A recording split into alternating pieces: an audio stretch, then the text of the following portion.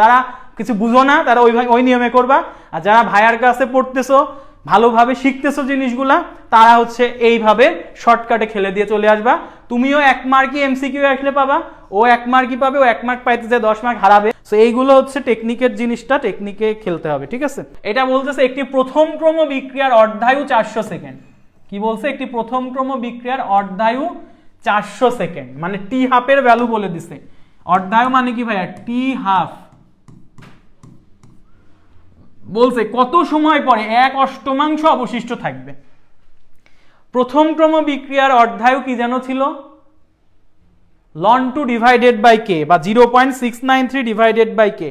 আমাকে বলছে কত সময় পরে 1/8 অবশিষ্ট থাকবে। আচ্ছা, আমি তোমাকে অর্ধায়ুর সংজ্ঞা কি বলছি? যে কোনো একটা বিক্রিয়ক তার অর্ধেক পরিমাণ অবশিষ্ট থাকে যে সময় পরে, সেটাকে বলে অর্ধায়ু। তাহলে ধরে নিলাম একটা বিক্রিয়ক শুরুতে ছিল 1 অংশ, সে অর্ধেক হয়ে গেল কত? অর্ধেক হয়ে গেল হাফ অংশ। এটা অবশিষ্ট পরিমাণ বলতেছি, অবশিষ্ট কতটুকু আছে সেটা বলতেছি। তাহলে কি হইলো ব্যাপারটা? যে 1 অংশ প্রথমে তো কেউ বিক্রিয়াই করে নাই, তাহলে পুরোটাই অবশিষ্ট আছে। বিক্রিয়ার পরে এখন হাফ অংশ আছে, কিছুক্ষণ পরের অর্ধায়ু পরে সে হয়ে যাবে আরো হাফ, মানে 1/4 হয়ে যাবে। পরের অর্ধায়ু পরে সে হয়ে যাবে 1/8, আর পরের অর্ধায়ু পরে সে হয়ে যাবে 1/16। তাহলে প্রতি অর্ধায়ু পরে সে অর্ধেক হয়ে যাচ্ছে, প্রতি অর্ধায়ু পরে সে অর্ধেক হয়ে যাচ্ছে, এবং তার অর্ধায়ু বলা আছে 400 সেকেন্ড। তাহলে 400 সেকেন্ড পরে হাফ অংশ অবশিষ্ট আছে, পরবর্তী 400 সেকেন্ড পরে সে 1/2 থেকে 1/4 আরো অর্ধেক হয়ে গেছে, পরবর্তী 400 সেকেন্ড পরে সে আরো অর্ধেক হয়ে গেছে, পরবর্তী 400 সেকেন্ড পর সে আরো অর্ধেক হয়ে গেছে। তাহলে আমাকে বলছে কত সময় পরে 1/8 অংশ অবশিষ্ট থাকবে। 1/8, দেখো তো 1/8 অংশ অবশিষ্ট থাকতে তাকে 400 + 400 + 400 এই পর্যন্ত যাওয়া লাগছে, 3টা অর্ধায়ু পার করা লাগছে। তাহলে এখান থেকে 1 নাম্বারের ক্ষেত্রে টাইম ইকুয়ালস টু হবে এই যে 1 থেকে হাফে যাইতে 400 সেকেন্ড লাগছে, আবার হাফ থেকে 1/4 যেতে আরো 400 সেকেন্ড লাগছে, 1/4 থেকে 1/8 যেতে আরো 400 সেকেন্ড লাগছে। তাহলে অ্যান্সার কত ভাইয়া? অ্যান্সার হচ্ছে 1200 সেকেন্ড। বুঝতে পারছো প্রথমটার অ্যান্সার? আচ্ছা, 2 নাম্বারটা কি বলতেছে? 2 নাম্বারটা বলতেছে কত সময় পর 12/5% অবশিষ্ট থাকবে। 1/8 আর 12/5% অবশিষ্ট থাকা জিনিসটা কি সেম? দেখো তো, আমি যদি এটাকে আরো এইভাবে দেখাই, যদি 1টাকে 100% দিই, 1টাকে যদি তুমি লেখো, আচ্ছা ঠিক আছে 100%, হাফটাকে লেখো 50%, 1/4 কে লেখো যদি ভাই 25%, 1/8 কে কি 12.5% বলা লাগবে না? আর 1/16 কে কি 6.25% বলা লাগবে না? কোশ্চেনটা তাহলে সেম না?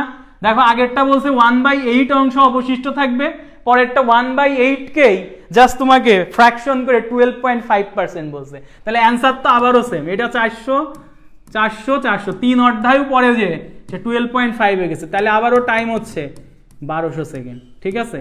3 নাম্বারটার অ্যান্সার দেখি কে বলতে পারে। কোশ্চেনটা একটু ঘোরানো হয়েছে 3 নাম্বারে। 3 নাম্বার বলতেছে কত সময় পর 7/8 অংশ উৎপাদে পরিণত হবে। মানে আসলে উৎপাদে পরিণত হয়েছে মানে কি?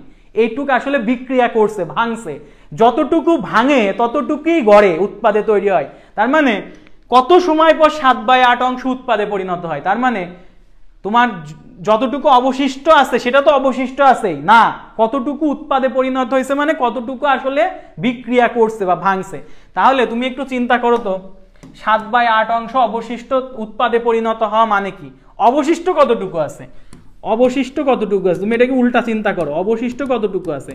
1 অংশ ছিল আমার পুরোটা, 7/8 অংশ যদি উৎপাদে পরিণত হয়ে যায়, মানে 1 অংশ হচ্ছে এ, আর উৎপাদে পরিণত যেটা হয়েছে সেটাকে আমি বলি এক্স।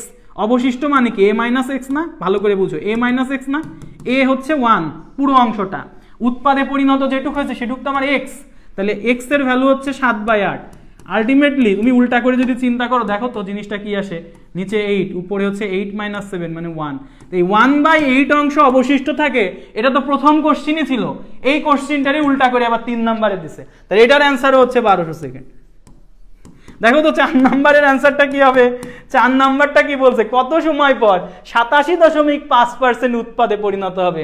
ভাই 7/8 আর 87.5 দুইটা সেমই কথা, তাই এটার অ্যান্সারও হবে 1200 সেকেন্ড। মানে তোমার এই ম্যাথের সম্পূর্ণ অ্যান্সারই হচ্ছে 1200 সেকেন্ড। এবং এই ম্যাথটা আশা করি সবাই বুঝতে পারছো।